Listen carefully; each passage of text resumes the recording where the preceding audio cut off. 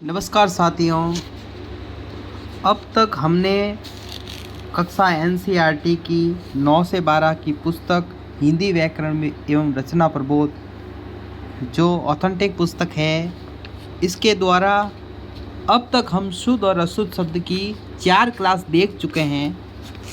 अब हम इसका भाग 5 देखते हैं। अगर आपको हमारा ये प्रयास अच्छा लगा हो तो आप अगर इस चैनल पर नए हैं तो इस चैनल को सब्सक्राइब कर दीजिए और अपने दोस्तों के साथ शेयर ज़रूर करें। चलो अब हम समय को नष्ट न करते हुए जल्दी से शब्द देख लेते हैं।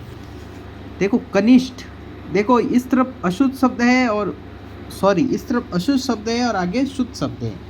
जैसे हम लेते हैं कनिष्ठ, तो देखो कनिष्ठ नहीं होता, कनिष्ठ होता है। छिद्रान्वेषी तो छिद्रान्वेषी, ठीक है। और निशंग तो निशंग, से षटकोण वाला स आता है, कोष्टक में तर्कस, ठीक है। पुरस्कार पुरस्कार, ये तो नॉर्मल शब्द है, आपको पता ही होगा। यथेष्ट यथेष्ट, यथेष्ठ नहीं यथेष्ट होता है। वरिष्ठ नहीं वरिष्ठ होता है। श्राप नहीं होता शाप होता है। संगठन नहीं होता संगठन होता है। संतुष्ट नहीं होता संतुष्ट होता है। खंबा नहीं होता खंभा होता है। जुखाम नहीं होता जुकाम होता है। निशंस नहीं होता निशंस होता है, यानी जो श होता है वो सड़क वाला होता है। प्रशासन नहीं होता प्रशासन होता है, यानी श जो है वो सरगम वाला आता है। रामायण नहीं होता रामायण होता है। विद्याचल नहीं होता विद्यांचल होता है। सीधा सादा नहीं होता सीधा सादा नहीं होता सीधा सादा होता है। तो बोलता नहीं, ये तो सीधा सादा है, नहीं भाई सीधा सादा है। दा नहीं होता दा होता है पीछे वाला। संगठन नहीं है संगठन होता है। संगठन होता है, संगठन नहीं होता संगठन होता है। सुरुश्रा सुशुस्त्रा, ठीक है। अब अगला जो पॉइंट है, छठा पॉइंट, संयुक्ताक्षरों व व्यंजन द्वित का अशुद्ध प्रयोग। दो व्यंजनों के बीच स्वर का अभाव संयुक्ताक्षर बनाता है। वहीं दो समान व्यंजनों में से कोई एक जब स्वर रहित हो वह तुरंत एक दूसरे के बाद आए तो ऐसा प्रयोग द्वित कहलाता है। शुद्ध रेखन के लिए इन संयुक्त एवं द्वित वर्णों के प्रयोग में भी सावधानी रखनी चाहिए। देखो द्वित वर्ण क्या होता है, सबसे पहले तो ये समझिए आप। द्वित का मतलब होता है कि जब दो वर्ण एक साथ आ जाते हैं। जैसे अपन उज्ज्वल लिखते हैं तो उज्ज्वल में देखो दो ज एक साथ आते हैं, तो वो क्या है, द्वित है, ठीक है। तो जैसे हम अशुद्ध शब्द वापस देखते हैं, अद्वितीय, तो अद्वितीय नहीं अद्वितीय होता है, ठीक है। उत्तीर्ण नहीं उत्तीर्ण होता है। उल्लेखित नहीं उल्लेखित होता है, ठीक है। न्योछावर नहीं न्योछावर होता है, ठीक है। जो न्यो के ऊपर जो ये दो मात्राएं नहीं लगती है, एक मात्रा ही लगती है। बुधवार नहीं बुधवार होता है, ये तो नॉर्मल शब्द है, आपको पता ही है। रुखा का रखा, वृद्धि का वृद्धि। संक्षिप्तीकरण का संक्षिप्तीकरण, यानी जो मात्रा लगेगी वो बड़ी वाली लगेगी। उत्तम का उत्तम। उल्लंघन का उल्लंघन। निमित्त का निमित्त। प्रज्वलित का प्रज्वलित। योद्धा का योद्धा। विद्यांचल का विद्यालय, ठीक है। विद्यालय, देखो विद्यालय विद्यांचल नहीं विद्यालय, विद्या में आधा ध नहीं आता, पूरा ध आता है विद्यालय, ठीक है। शुद्धिकरण का शुद्धिकरण में बड़ी वाली मात्रा आती है शुद्धिकरण में, ठीक है। अब आते हैं अपन सातवां जो पॉइंट है वो आता है पंचम वर्ण या अनुस्वार या अनुनासिका।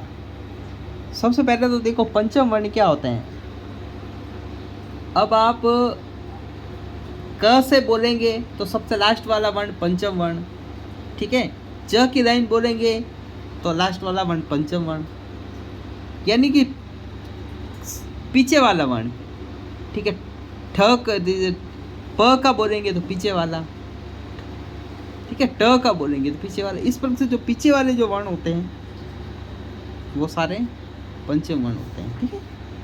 जैसे अंकुर, तो अंकुर, जैसे एक बार ये पढ़ देते हैं। कई बार शब्दों में अनुस्वार व अनुनासिक चिन्ह के प्रयोग की आवश्यकता होती है। अनुस्वार आपको पता है, अनुस्वार जो बिंदी लगती है उसको बोलते हैं अनुनासिक चिन्ह, ठीक है।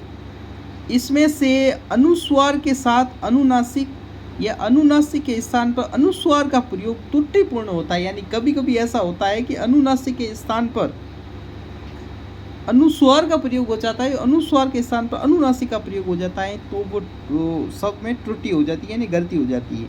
अतः इसके प्रयोग में विशेष सावधानी की जरूरत होती है।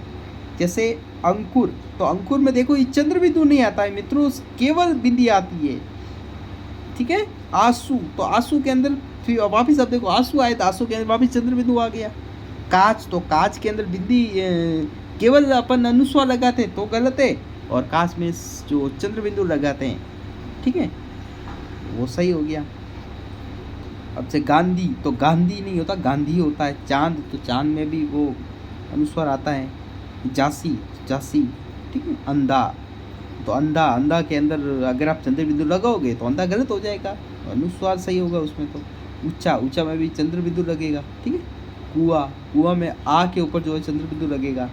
चंचल, चंचल में च और च के ऊपर जो है वो अनुस्वार लगेगा, ठीक है। जगन्नाथ, तो जगन्नाथ, इसमें भी आप ये शुद्ध वाला देखो जगन्नाथ, ठीक है। झूठ, झूठ में तो आपको पता ही है, झूठ के ऊपर तो चंद्र बिंदु लगता ही नहीं है, क्योंकि झूठ तो उल्टा गलत ही होता है। झूठ तो भाई झूठ ही होता है, ठीक है, तो झूठ ही सही। मित्रों, अगर आप किसी भी परीक्षा की तैयारी कर रहे हैं, एडीसी, कांस्टेबल, फर्स्ट ग्रेड, ठीक है, थर्ड ग्रेड, सेकेंड ग्रेड, जिसमें भी हिंदी विषय आता है उसमें शुद्ध और अशुद्ध शब्द, चाहे पटवारी के आप कर रहे हैं, ऐसा ही की कर रहे हैं, शुद्ध और अशुद्ध शब्द ज़्यादातर एनसीईआरटी की पुस्तक से पूछा जाता है। आप पुराने पेपर्स को उठा के देख लीजिए। और वैसे भी एनसीईआरटी तो आपको इस चैनल से नहीं तो आपको किताब से तो पढ़नी ही पड़ेगी, उसके बिना काम चलेगा ही नहीं। धन्यवाद।